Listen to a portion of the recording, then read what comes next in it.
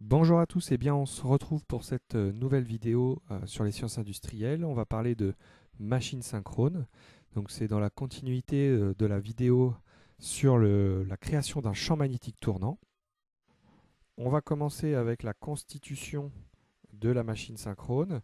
Il y a donc le stator et le rotor. Donc pour le stator, on va faire écho à ce qu'on avait vu dans la vidéo précédente. Donc il est composé de conducteurs de trois bobinages triphasés, qui sont des conducteurs qui vont être répartis au niveau du stator. Donc voilà, alors ils sont glissés dans des encoches ici. Et alors en fonction de la machine que l'on souhaite réaliser, donc avec plus ou moins de nombre de paires de pôles, mais voilà, si on essaye de regarder schématiquement ce qui se passe par rapport au bobinage. Donc on pourrait imaginer qu'il y ait une première demi-bobine ici avec son homologue en face. Et puis voilà, la deuxième serait ici. Et puis la troisième serait ici. Donc voilà, ici avec une seule paire de pôles à chaque fois, hein. Et voilà. Alors après, les conducteurs ne sont pas tout à fait uniquement répartis comme ça. Ils sont répartis sur plusieurs encoches. Les deux bobines qui sont là se superposent très légèrement au voisinage des deux ici. Donc voilà, c'est un montage qui est assez complexe au niveau des conducteurs dans les encoches au niveau du stator. Mais voilà un petit peu à quoi ça ressemble. À titre d'information, il existe des stators et des machines synchrones de tailles très différentes. Donc ici, je vous mets une illustration avec une machine qui a un diamètre très important, hein. Voilà, donc le rotor fait plus que la hauteur d'un homme. Et puis sur la photo de gauche, ici, bon, on est sur quelque chose qui est de l'ordre de la taille d'une main d'une personne. Et puis on a des moteurs qui sont bien plus petits, qui font quelques centimètres en termes de dimension voilà, générale. Donc pour rappel par rapport à ce qu'on avait fait sur la vidéo précédente, donc le stator il a pour rôle de créer un champ magnétique tournant. Et donc voilà, hein, ce champ magnétique, donc il est créé, si on regarde au centre de la machine, donc il crée plus ou moins un vecteur qui va tourner un peu comme ça, voilà, à l'intérieur. Donc sa norme est constante, hein, donc là je le fais à la main, c'est pour ça que c'est pas précis, mais voilà, vous avez un champ magnétique qui va tourner comme ça à l'intérieur de la machine, et donc le rotor va subir, entre guillemets, ce champ magnétique tournant dans la machine. Au niveau du rotor, donc, on va retrouver une pièce métallique qui va être donc mis au centre du stator. Donc ici, hein, je vous ai mis le rotor qui était associé au stator qui est au-dessus. Donc le rotor, donc il est constitué donc soit d'aimants permanents, ou alors on peut retrouver aussi des électroaimants. Donc on aime bien avoir des aimants permanents parce que ça permet d'éviter d'avoir des connexions électriques pour alimenter les électroaimants du rotor, sachant que le rotor est une pièce en rotation. Alimenter une pièce qui est en mouvement, c'est toujours quelque chose de compliqué. Donc là, c'est un mouvement de rotation continue, donc il faut un système de bagues avec des balais. Donc c'est source d'usure, d'entretien, etc. Dans le domaine général, hein, les machines synchrones sont à aimant permanent pour cette simplicité d'entretien et d'utilisation.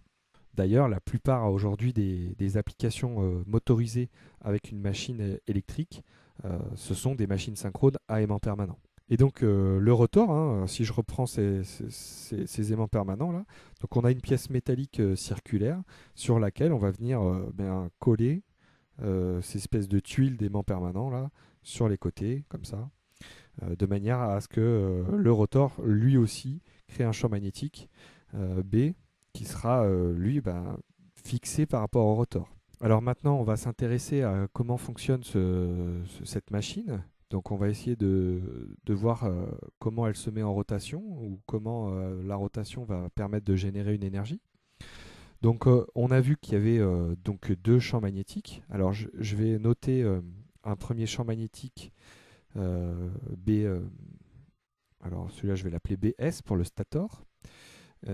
Et puis je vais définir un deuxième champ magnétique qui sera le champ magnétique du rotor.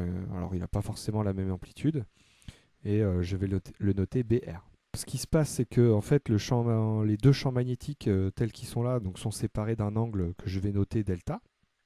plus cet angle augmente et plus le pouvoir d'attraction en fait entre ces deux champs magnétiques va grandir avec un produit vectoriel entre ces deux champs qui aura création d'un couple. Le champ magnétique BS, lui, il est fixé par le stator, donc lui on ne peut pas agir dessus autrement qu'avec les courants dans le stator. Et puis le champ magnétique BR, lui, on a dit qu'il était accroché, fixé au rotor. Donc en fait, cet écart d'angle-là, delta, donc va créer un pouvoir d'attraction que le champ magnétique BR va chercher à essayer de se rapprocher du champ magnétique BS. Et donc ça, eh bien, ça va provoquer la mise en rotation, donc du rotor.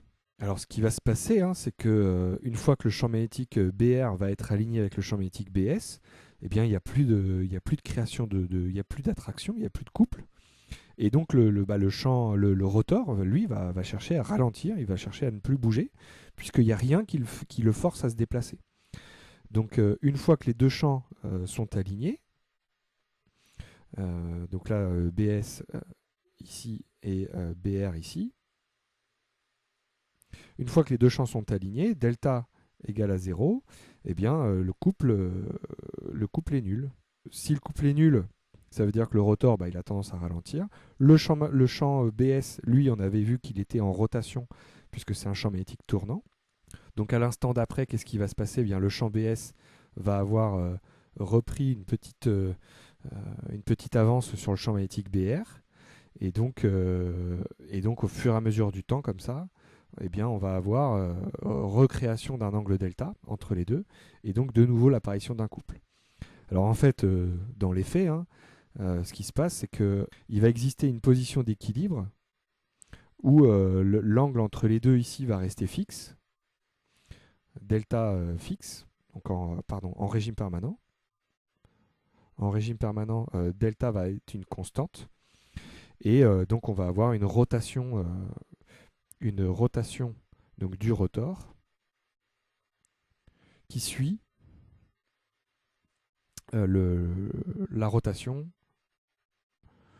donc, du champ magnétique BS. Donc ça veut dire que le rotor tourne à la vitesse oméga égale à oméga S. Donc c'est pour ça qu'on appelle ça une machine synchrone, puisqu'on voit que la vitesse de rotation du rotor est égale à la vitesse de synchronisme, la vitesse de rotation du champ magnétique créé par le stator. Donc il y a synchronisme entre les deux, les deux vitesses sont synchrones, les deux vitesses sont identiques, donc on parle de machine synchrone. Donc ici, si je veux essayer d'être un petit peu plus précis sur les phénomènes physiques et sur des équations, si je regarde le couple électromagnétique qui va être créé à l'intérieur de cette machine, donc ça va être lié à une constante que je ne connais pas et que je ne vais pas calculer, fois le produit vectoriel entre BS et BR. Voilà, en norme, en module, puisque voilà, le couple ici, il n'y a qu'une seule rotation, donc ça va bien se passer. Et donc on va avoir quelque chose comme KBS, alors étant la norme de BR et de BS, et BR la norme du vecteur BR, fois le sinus delta. Alors du coup, si on regarde un petit peu au niveau de ce terme-là, donc on retrouve bien la notion que quand delta est nul, on retrouve bien un couple qui va être nul, donc il n'y a plus d'entraînement du rotor. Et puis plus cet angle va augmenter, plus le couple va augmenter. Et si le couple augmente, ça veut dire que la vitesse de rotation va donc avoir tendance à augmenter. Voilà. Donc jusqu'à un certain moment, ça veut dire que si on est à l'équilibre, ça veut dire que la charge impose un couple résistant constant. Voilà, quand on est en régime permanent, on va avoir un couple résistant imposé par la charge. Et si on ne considère pas les pertes, voilà, on va se mettre dans un cas idéal, mais si le couple résistant est égal au couple électromagnétique, on est à l'équilibre, la machine tourne, la vitesse est constante, et eh bien, ça correspond à une valeur de delta. Attention, delta, il faut qu'il soit compris entre alors 0 inclus et pi sur 2 exclu. Alors, inclus, ça marche aussi, mais en fait, on est à la limite. Bon, c'est pas très grave. Donc, en fait, ce qui va se passer, c'est que donc, je vais trouver une valeur de delta comprise entre 0 et pi sur 2. Et puis si j'augmente, attention, hein, parce que si j'augmente CR, le couple résistant, eh bien je vais avoir une augmentation de delta. C'est-à-dire que pour retrouver une position d'équilibre, il faut que ma machine fournisse un couple électromagnétique plus important. Et donc, je vais avoir une augmentation de delta. Sauf que si delta est atteint pi sur 2 et que je continue à augmenter, à très légèrement augmenter le couple résistant, eh bien, qu'est-ce qui va se passer? Le couple électromagnétique va devenir inférieur au couple résistant. Et dans ce cas-là, eh bien, CEM diminue, eh bien, la machine s'arrête. Donc arrêt de la machine. Donc ça, c'est ce qu'on appelle le décrochage. Donc c'est un phénomène bien connu pour la machine synchrone. Donc si on charge un petit peu trop notre machine, eh bien, elle décroche et en fait, voilà, il ne va plus rien se passer. Donc si je descends un petit peu et que je remets des vecteurs, typiquement, vous allez vous retrouver avec le vecteur qui est lié donc ici au champ magnétique BR.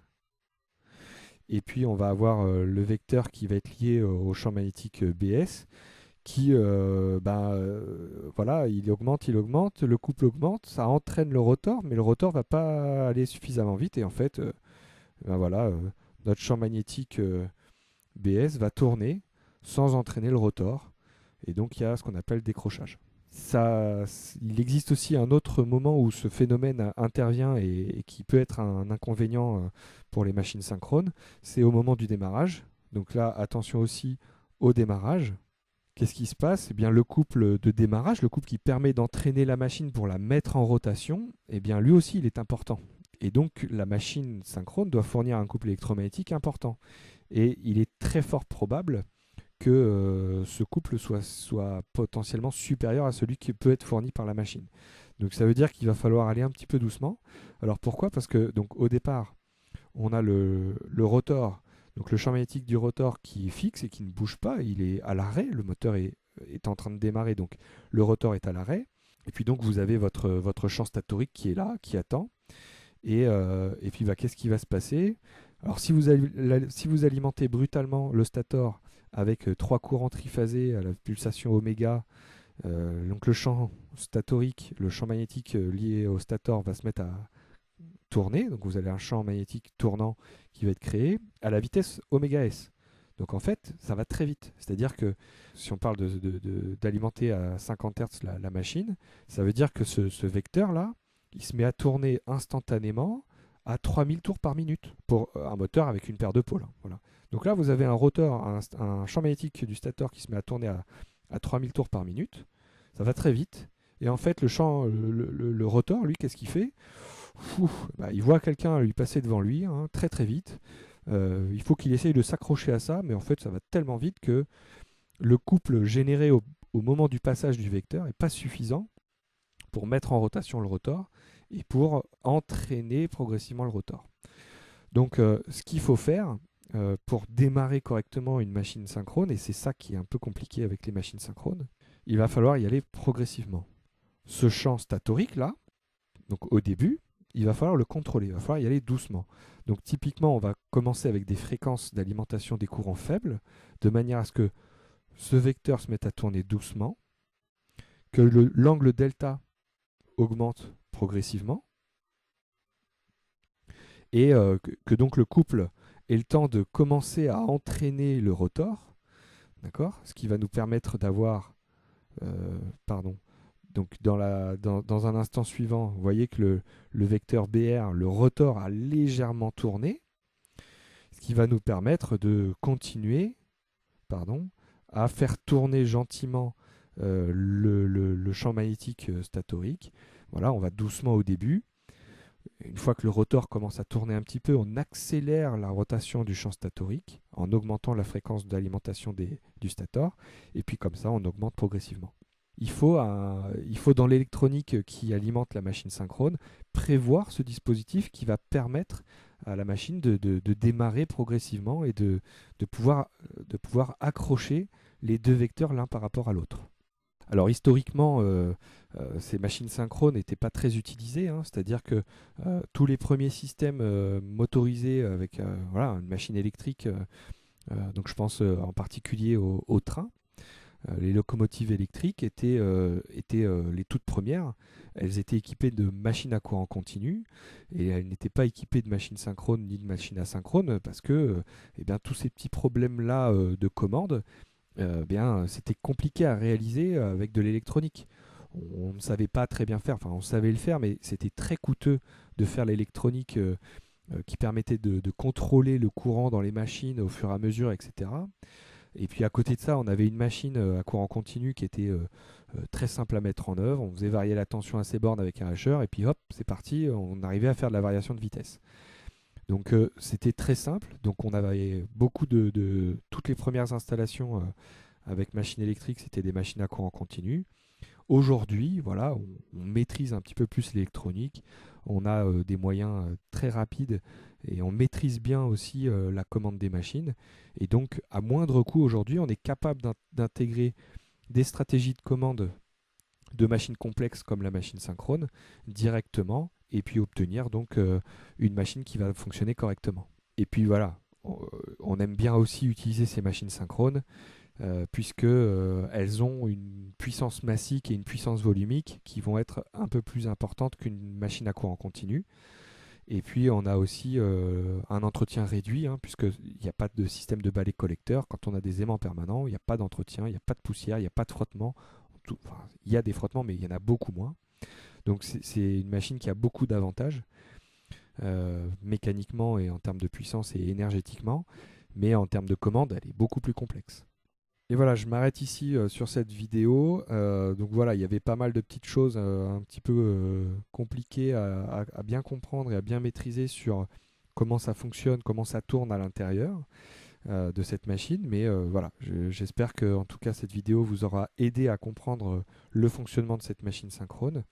Je vais faire une deuxième petite vidéo normalement sur cette machine. On va parler du modèle, du modèle électrique du Stator.